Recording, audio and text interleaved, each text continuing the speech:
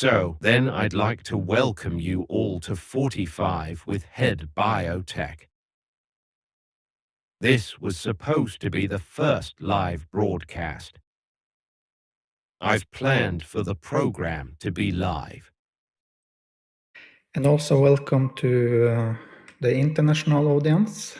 The show will be in Norwegian, but I will speak clearly so that translation function in YouTube will be satisfactory.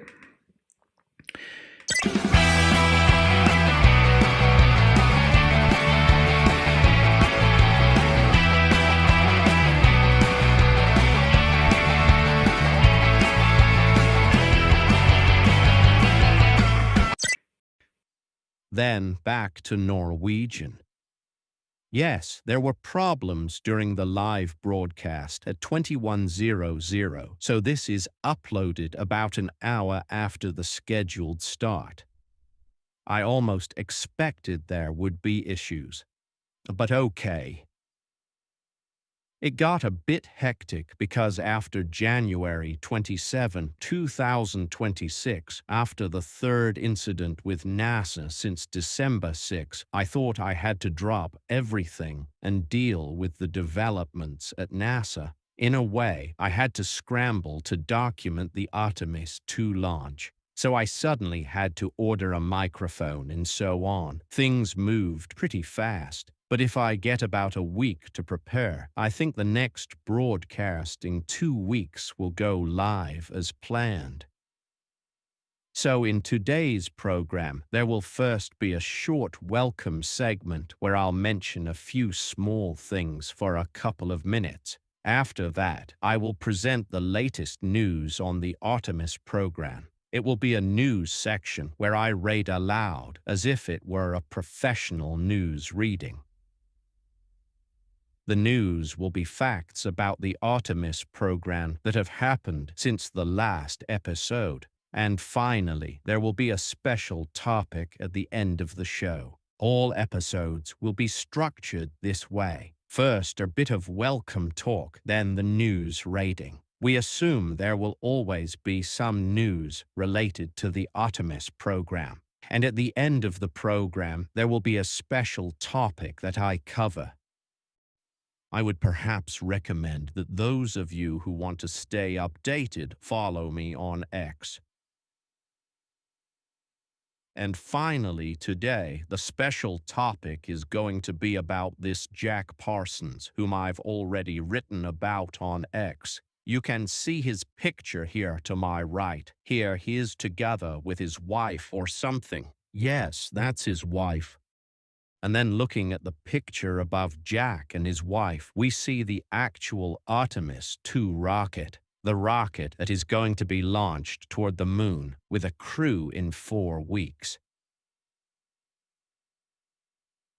So now I'll start with some small talk, a bit of small talk I've come across since last time. The first thing I want to mention quickly is something I haven't talked about yet. It's not just NASA trying to get into space. You have the Chinese and Russians too. And it's a bit special. Are the Fermi life forms only going to stop NASA? Or are they going to go after everyone, meaning humanity as a whole? I'm not saying I hate NASA or anything, just to be clear, but I'm a bit skeptical. And I think we should be allowed to be skeptical. I talked about this in the pilot program a few days ago as well, and I would perhaps recommend that anyone completely new watches that pilot program, because there I spent over an hour explaining the background for why I have this program in the first place and why I'm going to follow the Artemis program. And so to the big question, why would there be a NASA curse? I can't go through the reasoning for that in every single episode. So that previous pilot episode, I've cleaned up the text and things like that. There were some wrong words and such in the texting on YouTube. But if you watch the pilot program lasting for about an hour, you should actually be very well prepared. But I think I'll actually start with the news now. And of course, the first broadcasts won't be perfect. Like right now, I have to lean over to the laptop to start the news reading. So those are the kinds of details I think I should improve for later. But now I have to lean over to the laptop in order to start the news segment. So I just apologize for that. And a bit about the studio. The monk. I've focused a bit on the painter Edvard Munch. Up here is Van Gogh. Here is also a monk. And down here is a local Norwegian painter. Then it is this thing regarding Edvard Munch and Van Gogh. I fell in love with Munch maybe a couple of years ago or so, but also Van Gogh. Then there's this question about Munch when he was on that journey of his in Europe, in France. And when he came back from that European trip, he changed his style a bit and became suspiciously similar to Van Gogh, if you ask me. But we can't know. You're innocent until proven otherwise, which also applies to NASA. It's important to be a bit civilized for a society to function. To make the machinery work, we can't throw around accusations all the time. But I do think it's a bit strange with Edvard Munch, but we should also give him the benefit of the doubt. Anyway, Munch is a very, very skilled artist. But how high a status does he deserve? That's kind of what I'm talking about. And the prices for Van Gogh paintings are of course much higher than a Munch. So fortunately, it's fair in that regard. All right, then I'll start the news segment about the most important things that have happened this week. And it will take about 5 to 10 minutes. So again, I apologize that I now have to lean forward to activate the news.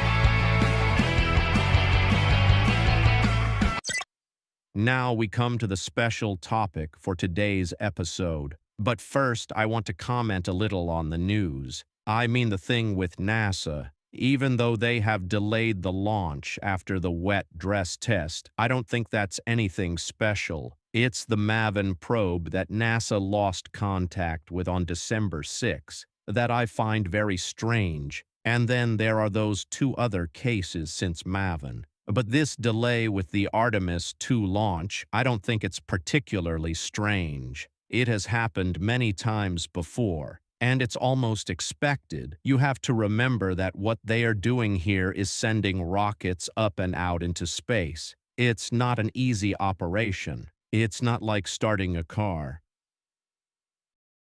So, welcome to today's special topic. When I was researching NASA, it didn't take long before this name appeared, Jack Parsons. And the more I've looked into it, at first you think, oh, there are demons in NASA and stuff like that. But I don't have that thought anymore. I've completely moved away from it, and I never really had it. But it became a cool angle, right? Like it was Jack Parsons who activated demons in NASA or something. But I don't agree with that now. I'm not there at all. The more I read about him, I respect him. I have great respect for smart people like Jack Parsons was. You have to remember that these are the people who create our development. For example, that I can sit here with a camera and be on the internet and get translations from Norwegian to English and so on. These are the people who make it possible, so I think we should be a bit humble toward them, even if some of them are a bit crazy sometimes.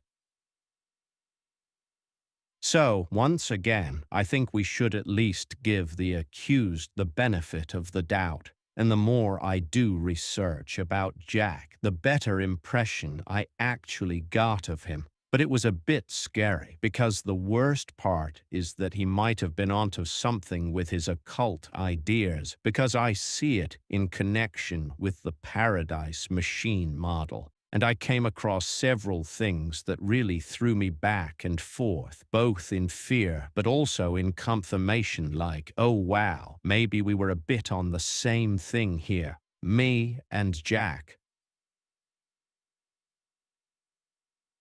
But I stand firm that the occult stuff they were doing was in the completely wrong direction in relation to the Paradise Machine model. The Paradise Machine model says that practically all of us will come to paradise, but I cannot decide that. Only the machine can, because this is supposed to be a machine. I'm just presenting the design of how this machine should be built. So it will be up to the machine, because I'm not talking about demons and personal things like that. I'm really just talking about an ice cold machine. We can compare it to a machine that just makes decisions, measures potential enemies, measures risk and danger, and makes the decisions.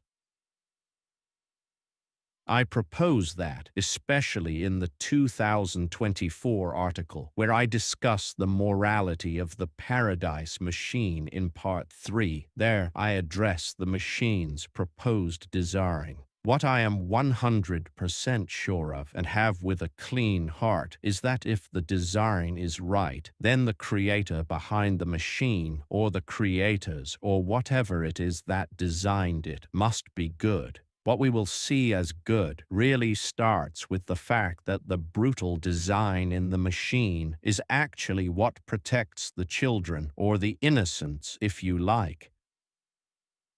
And then I say in the 2024 article that this example with the baby and children is the first clear sign that the creators of this machine share some preferences with us for what we also define as good and evil, because the machine should have the baby as the highest of the highest status in the machine's hierarchy. Which principle really concerns the zero-risk argument and the zero-risk signal that attracted the Fermi life form.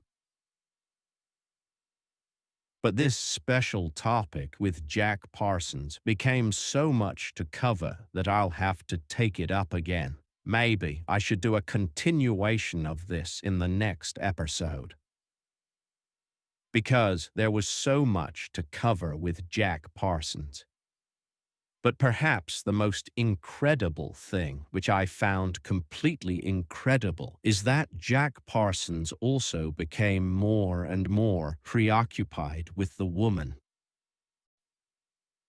This was in the 1940s and 50s, especially during World War II. Jack Parsons was basically the one who invented rocket propulsion technology. Remember that before World War II, it was propeller planes, but the transition to using liquid hydrogen, it was actually Jack behind that. He had some colleagues, but this thing about firing many small explosions to control the enormous forces in these combustion engines, that was him. And he may even have helped decide World War II, because suddenly the US military planes could take off faster with heavier loads, and so on, because they just attached these turbo things, these portable extra jet engines under the plane to give them speed, and then just drop the turbo engines off afterward. That was the beginning of the jet engine.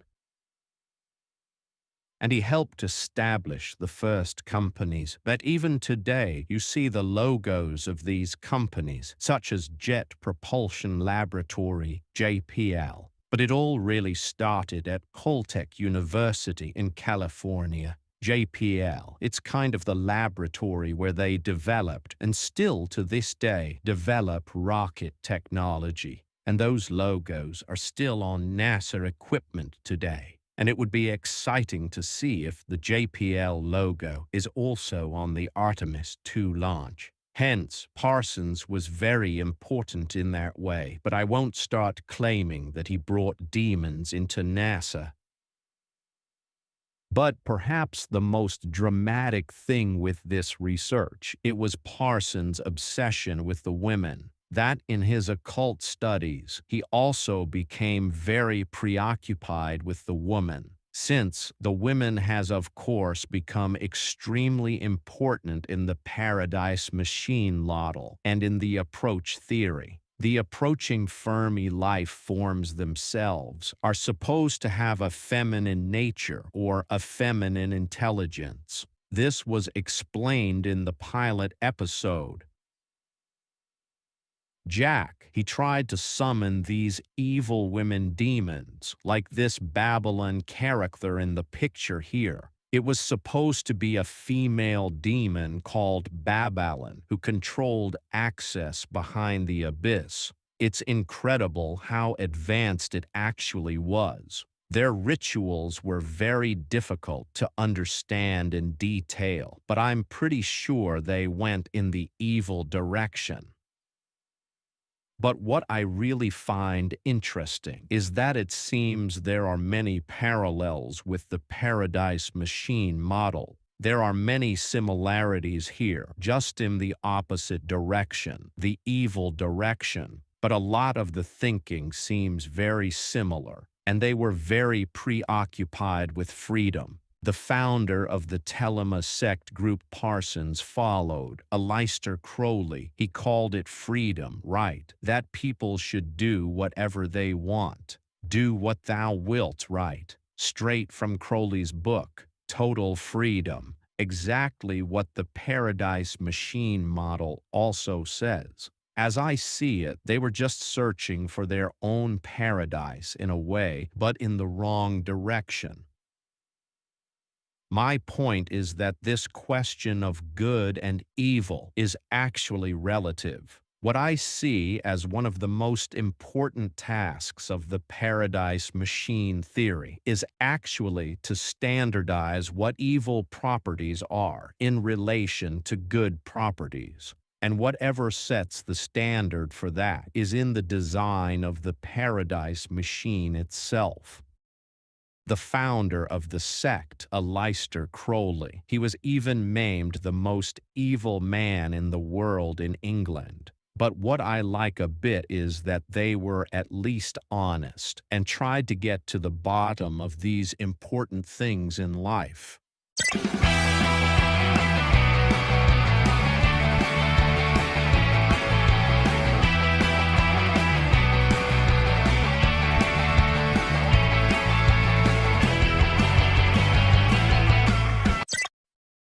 But as I see it, this is the loser's path. They're going against the machine, or against nature, if you like. For the reason they can go against nature is because of the energy context that changed in the 1940s, 50s, and 60s. Jack Parsons were among the first to experience constant abundance on Earth. And then, according to the fourth law of thermodynamics, evil should start to gain a little bit more control. You should start being able to remove freedom from nature, right? Remove chaos. And according to the machine model, that's what evil needs to be able to win, to become stronger than good in nature.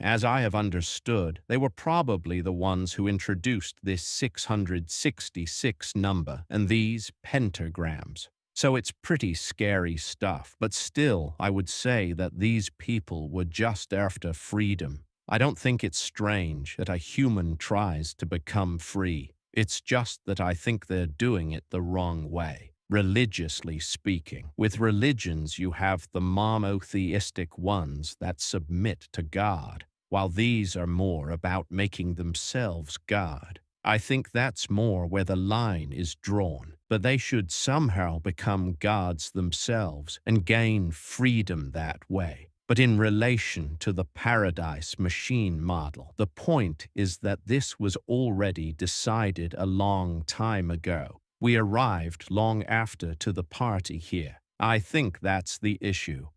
This was decided a long time ago.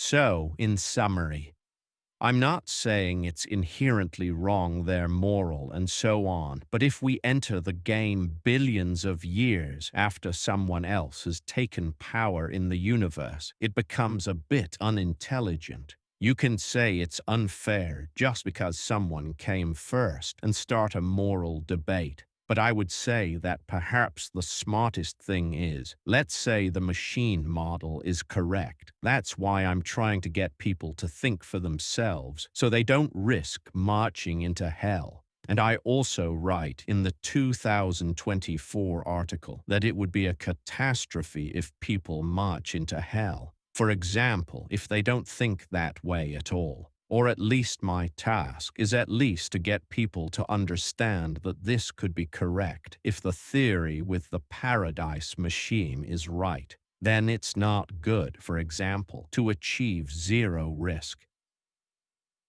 So let's say you are one of them who risk to achieve zero risk strategies, but most people won't manage it. It's supposed to be extremely difficult. But at least to change the way you think, to perhaps submit to the paradise machine and change your mindset in relation to what Jack Parsons and Aleister Crowley did.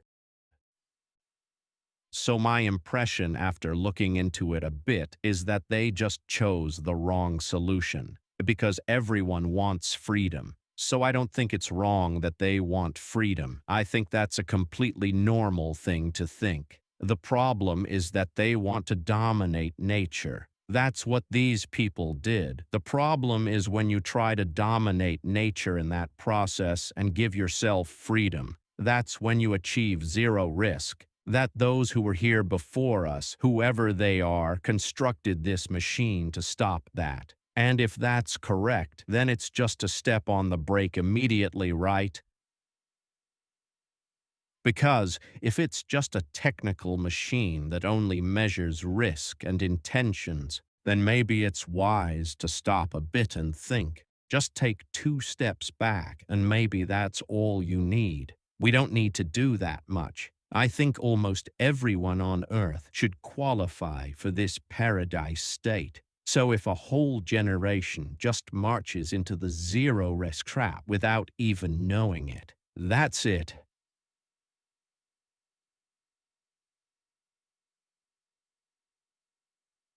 But when it comes to this occult stuff, I'll have to go into the details at a later point. But this is actually interesting stuff, and I don't think it really has anything to do with NASA anymore, in my opinion. I mean that NASA would have employees interested in this. It fits the time they lived in. Because that was when energy abundance started, and these new thoughts got the time and resources to take place. But I see them as losers in a sense. Jack Parsons and these were very successful people in many ways, but I think in terms of seeking to achieve their freedom, because they are also seeking that paradise. This to come on the other side of Parsons talks more and more. It's almost like a parallel world to the paradise machine, and it also talks about coming to the other side of this thing with Babylon. Yes, to cross, one of the main goals when Parsons and Aleister Crowley, who were kind of the leaders and considered to have gone furthest in these occult things.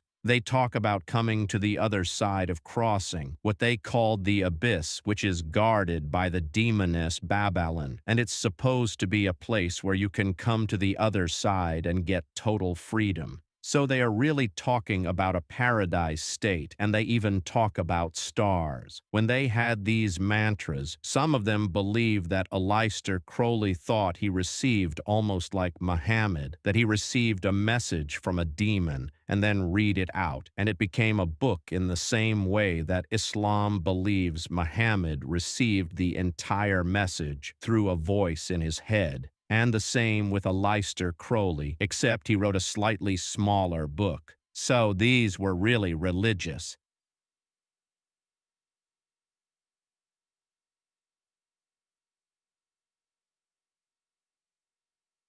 But what's a bit scary is whether there actually are demons, right? But I mean that if there was, they have no chance against the Paradise Machine. Or, I don't think there really are demons, but it's hard to say. I write a bit about it in the 2025 article, that if there were demons, they would just be a temporary thing that actually has no power in the universe at all. And the only reason they exist might just be to serve as bait, for example, just to separate out, so that the Paradise Machine can separate out its enemies, for example. But that has to be up to the viewers to decide these things. So that's why I say, don't just listen to what I say, read the article and make up your own minds. I'm just suggesting that we actually live inside a machine. We can see it as a machine designed to produce a product, namely an eternal paradise state.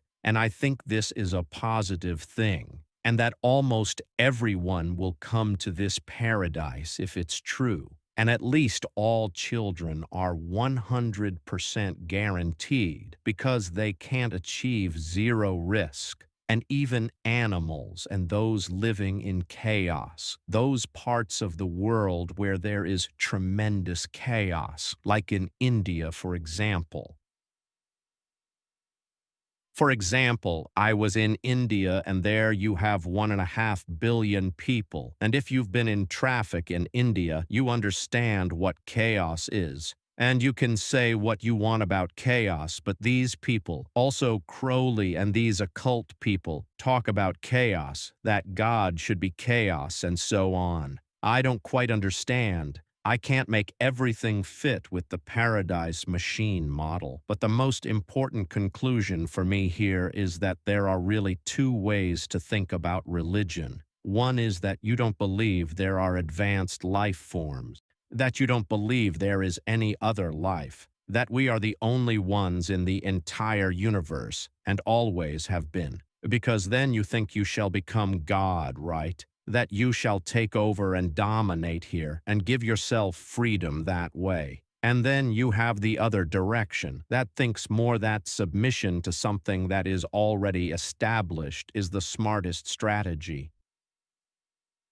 In summary, it seems that all people, all parties here have the goal of total freedom and security. So I just see it as different ways to reach the same goal. And I wouldn't have any big problem, for example, seeing Jack and Aleister in paradise somewhere. If they got their own paradise, it wouldn't bother me that much.